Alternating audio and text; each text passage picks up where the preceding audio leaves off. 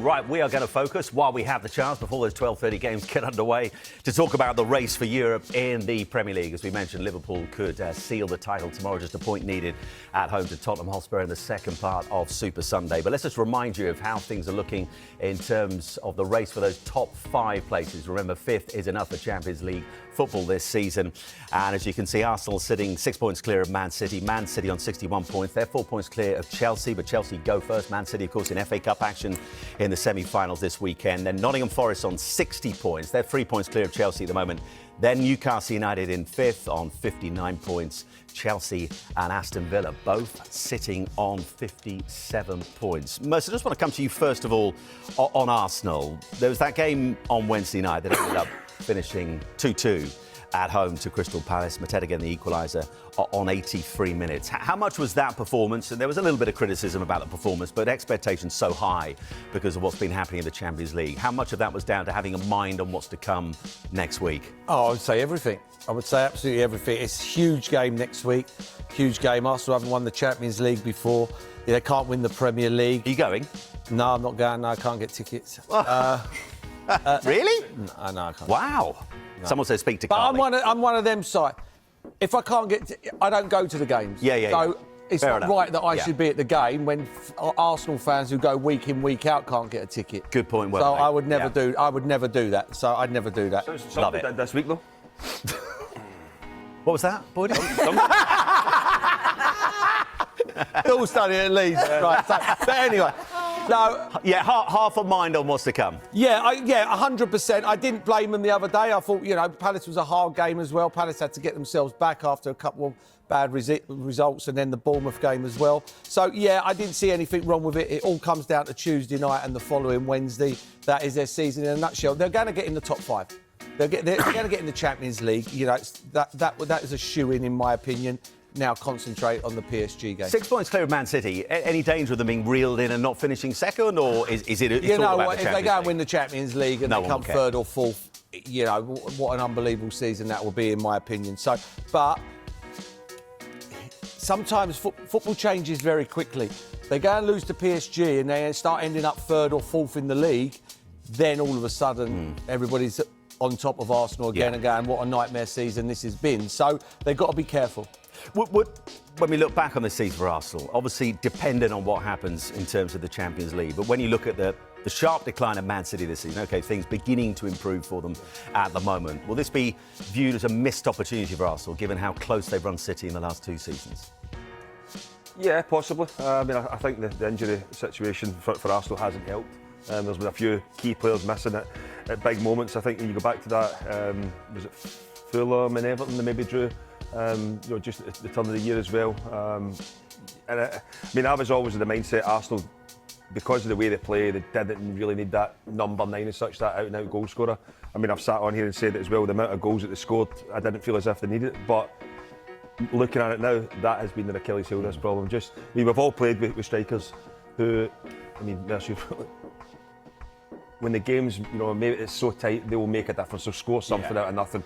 That's what gets you 3 points and even picks you up a point in the road somewhere. But for Arsenal, it could be an unbelievable season. You go back through the great Arsenal teams and you speak about doubles, you speak about go through the whole season unbeaten. I think this would top the lot if they win the Champions League. I really do, because it is. The Premier League, they've done that in the past, but for Arsenal to win the Champions League would be unbelievable. And there's no getting away from it. They've got a chance. They have got a chance. I fancy them against PSG. You go back that first game for PSG against Liverpool. Everybody thought they were excellent, and they were. But Villa caused them so many problems. And I think if Mikel Arteta and Arsenal can adopt that similar style, they can cause them problems, because they've got better players than Aston Villa. And I can see Arsenal going through this tie. The other semi-final is anyone's as well. It's going to be difficult for them, but I'll say it again, if Arsenal have to win the Champions League, it could be the best season ever.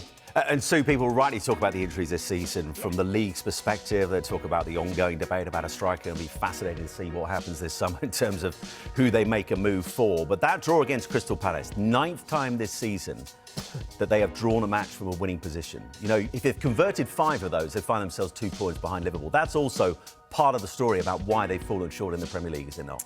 Yeah, it is, and I think that's something certainly that Mikel Arteta will have to look into in his staff for next season, because, yeah, they have drawn too many games, and that has been an issue for the Premier League form. And, you know, like Boydie said, I think when you look at Manchester City's drop-off and you just thought, is this going to be Arsenal's year? Yes, if they win the Champions League, what a successful campaign it would be. But, yeah, this was obviously a mistake, wasn't it, by Saliba? What a finish this was from Arteta. Absolutely brilliant, you know, but it's, you know, just taking that extra touch, and it's obviously something that they can't do when they play against PSG, but you can't take anything away from that sort of vision. The way that Crystal Palace pressed them, won the ball back quickly, and then, yeah, Arteta to see where Raya is and just to finish that off was absolutely outstanding. But, yeah, I know Arteta got a little bit of criticism, I think, when he rotated against Everton and Liverpool dropped points against Fulham, and they said, oh, that was an opportunity for maybe Arsenal to narrow that gap in the Premier League. But he was obviously focusing on Real Madrid, and they went and they beat Real Madrid and they progressed to the next round. So it's something that he's got to do at the moment, that's balance your playing time with your players. The likes of Saka, who's been out injured, you want him to play, you want him to keep that match sharpness, but at the same time you don't want him to pick up any niggly injury. So he's probably trying to balance that at the moment. And they have to also the opportunity to finish the season on a magnificent note. But if they in the end fall short in terms of the Champions League, how then is this season viewed from a Gunners' perspective? It'll be disappointing again, because we talked about, would they be the closest contenders to Manchester City to win the league, and to be 2 points behind them last year. I thought there would be, but then Liverpool, the job that Arne Slot's done there is incredible. So to be so far behind them is a massive disappointment. But they've got one last chance, and the Champions League, the way they played against Real Madrid, which I didn't give them much of an opportunity, I'll be honest, with the injury to Gabriel. I thought that would be end. The bonus was Saka coming back, and we've seen, and they blew Real Madrid away. Credit to Arsenal over the two legs, and I think that's what probably determines you look at them, are they probably favourites to win it? Because on the back of that result, and I think they're holding on to that. I think they're a phenomenal team. I really, really do. And people go, phenomenal, they've not won anything.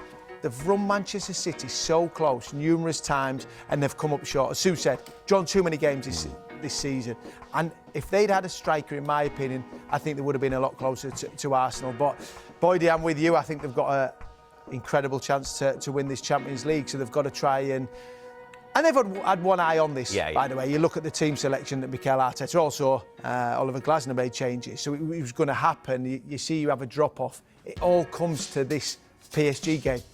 But I don't think you can turn it on and turn it off. We've seen it with a lot of teams this season. Spurs, Manchester United, all their eggs are in one basket. And Arsenal have done this, and they have to turn up against a PSG team and perform like they did against Real Madrid.